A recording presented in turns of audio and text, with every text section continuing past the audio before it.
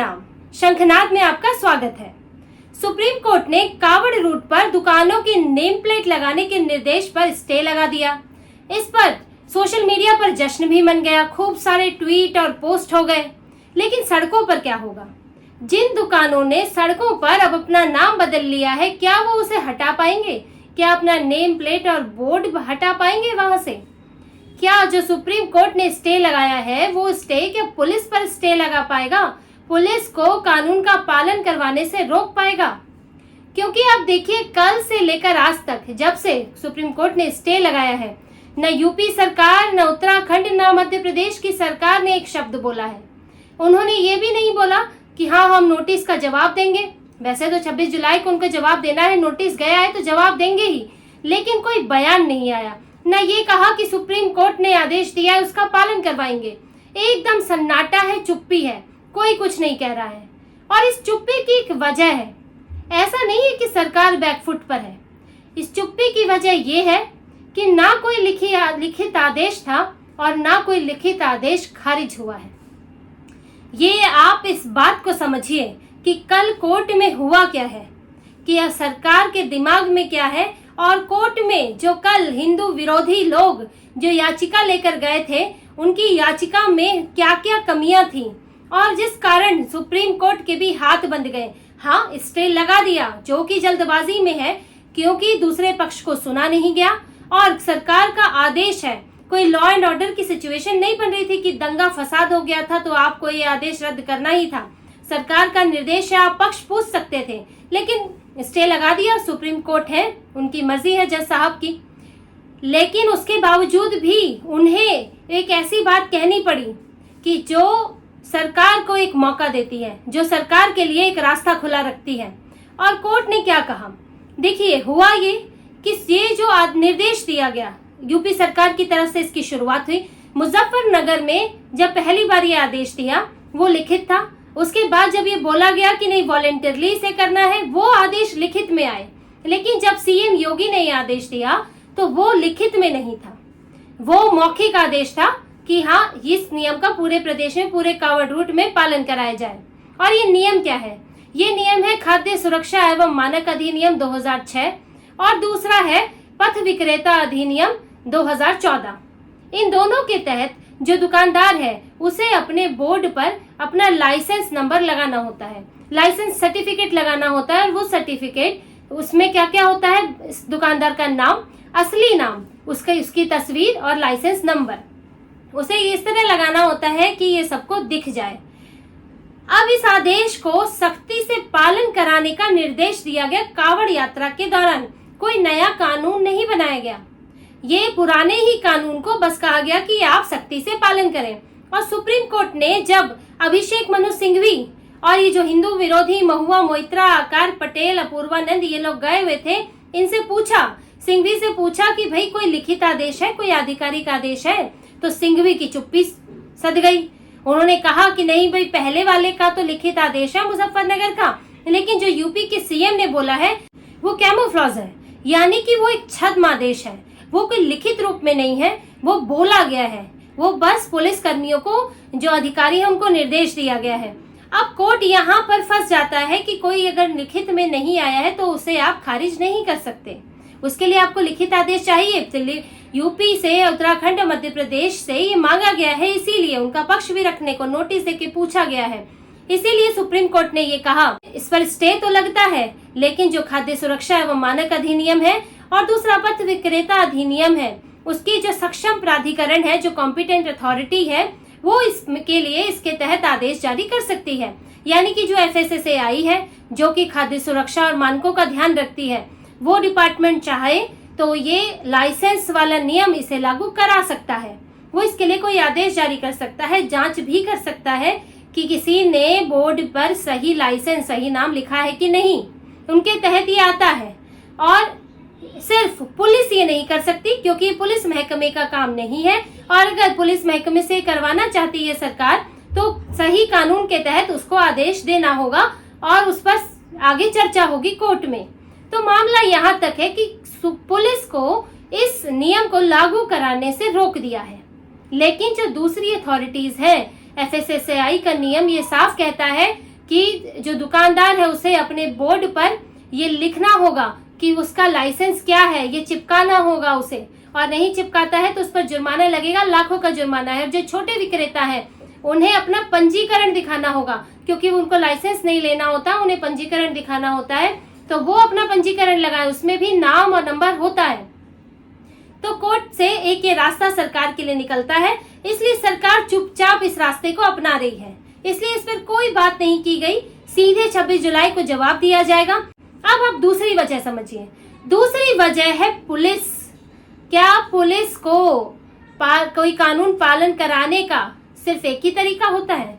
क्या पुलिस अगर कुछ कराना चाहती है, क्या उसको एक ही तरीके से करा सकती है कि उसके पास कई तरीके होते हैं?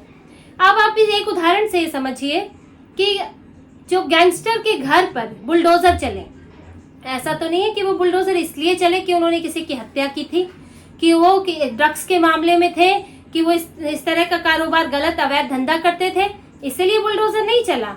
बुलडोजर चला था अवैध अतिक्रमण के कारण। उनका जो घर था उसने अवैध जमीन पर वो बना हुआ था, उसका हिस्सा अवैध जमीन पर बना था, और बुलडोजर इसलिए चला। लेकिन जिसके घर पर चला, जिसने चलाया और जिसने देखा, उसको ये पता है कि बुलडोजर क्यों चला है। बुलडोजर चला उसकी अवैध गतिविधियों के कारण, उसकी माफियागिरी के कारण। लेकिन जब मामला कोर्ट में जाता है तो कोर्ट में सरकार ये कहती है कि ये तो अतिक्रमण था, अतिक्रमण हटा दिया, भाई नोटिस तो दिए गए थे, और वाकई अतिक्रमण होता है, उस मामले में झूठ नहीं है, अतिक्रमण होता है। लेकिन ये एक इनडायरेक्ट कार्रवाई है माफियाओं के होश ठिकाने के लिए और असामाजिक तत्वों को रोकने के लिए, क्योंकि ये लोग न प्यार से मान रहे हैं, न थोड़ी बहुत सख्ती से मान रहे हैं। इन्हें हार्श कदम चाहिए, इन्हें चाहिए, इनके साथ लातों के भूत बातों से नहीं मानते, वो कहावत यहाँ लागू हो रही है। और यही बात इस मामले में भी लागू होती है कि पुलिस को अगर नेम प्लेट का कानून लागू करवाना है, उस नियम का सख्ती से पालन कराना है, तो क्या पुलिस के पास एक ही रास्ता है? और पुलिस इतनी असहाय है। अब समझिए कि कावड़ रूट पर लाखों यात्री जा रहे हैं और वहां पर पुलिस का पहरा है, चप्पे चप्पे पर पुलिस है, कानून व्यवस्था देख रही है। अब अगर वो किसी रेडी पटरी वाले के पास जाती है और देखती है कि उसका नेम प्लेट गायब है, तो आप उससे एक बार पूछ सकते हैं, पुलिस पूछ सकती है कि नेम प्लेट कहाँ है, तुम कौन हो? तो हो सकता है कि वो एक बार जवाब दे दे। ये भी बड़ा मुश्किल है कि वो जवाब दे दे कि नहीं, सुप्रीम कोर्ट ने तो कह दिया है कि नेम प्लेट नहीं लगाना। अब एक रेडी वाला पुलिस को सुप्रीम कोर्ट की दुहाई दे तो बड़ा मुश्किल लगता है। लेकिन अगर मान लीजिए बोल भी दिया, तो क्या ये जरूरी है कि उस रेडी वाले ने, उस दुकान वाले ने, रेस्टोरेंट वाले ने कोई अतिक्रमण न किया हो, कोई एक्स्ट्रा बोर्ड ना लगाया हो, या फिर कोई 2 बेंच अपने आगे, दुकान से आगे कोई बेंच ना लगाई हो, कोई टेबल ना लगाई हो, सड़क ना घेरी हो, पार्किंग के लिए जगह ना घेरी हो? ये तो कोई जरूरी नहीं कि हर कोई पूरी तरह सरकारी नियमों का पालन कर रहा हो, क्योंकि सरकार के नियम इतने बारीक, इतने ज्यादा होते हैं कि हर किसी कि पालन कर पाना ही पूरी तरह 100% बड़ा मुश्किल होता है। आप सड़क पर जब ड्राइविंग करते हैं तो आपने देखा होगा कि अगर चालान काटना होता है तो कट ही जाता है, क्योंकि ऐसे ऐसे नियम हैं वो हम खुद जानते भी नहीं हैं। लेकिन क्या होता है कि सामान्य दिन है तो मोटे मोटे नियमों का जो सीधे सुरक्षा से भी जुड़े हुए हैं उनका पालन कराया जाता है।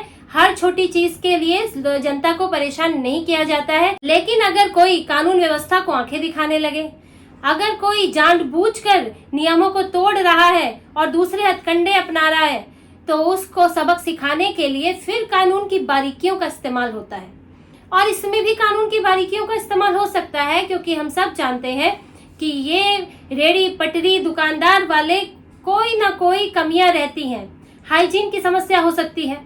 रेडी वाला जो फुटपाथ पर रेडी लगा सकता है और सड़क के किनारे रेडी लगा सकता है जहां जगह ना दी गई हो, तो कुछ भी हो सकता है। और पुलिस को कमी निकालने में वक्त नहीं लगता। और आपने जब कमी निकाली, और आपको अब ये सोचना होगा कि जब आपकी दुकान में कमी निकलेगी तो आपको क्या करना है, कि आपको चुपचाप एक निर्देश का पालन करना है, कि आपको सरकार के सारे नियमों का पालन करना है और ना होने पर अपनी दुकान बंद करानी है। तो ये पुलिस के पास ऐसे कई रास्ते हैं जिनसे ये नेम प्लेट वाला नियम आराम से लागू कराया जा सकता है।